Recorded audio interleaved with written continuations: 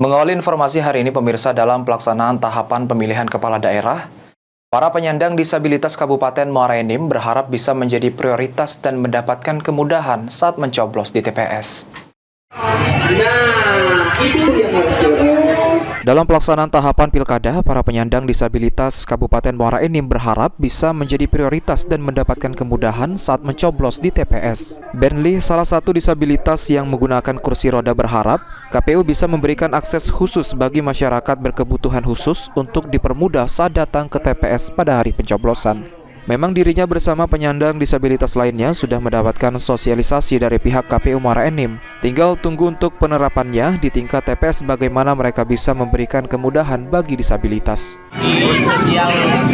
Disosialisasikan nggak ya? Gimana caranya untuk coblos?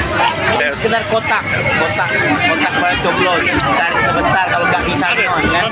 Dan dilayani dengan baik kan? KPU Muara Enim sendiri telah menerapkan pelayanan khusus disabilitas yang akan diterapkan oleh petugas KPPS agar warga disabilitas dapat pelayanan prioritas mulai dari pelayanan utama hingga sarana di TPS itu sendiri. Pelayanan khusus disabilitas akan mempermudah warga berkebutuhan khusus dan lansia untuk memberikan hak suara mereka pada Pilkada 2024. Mardiansyah, PAL TV.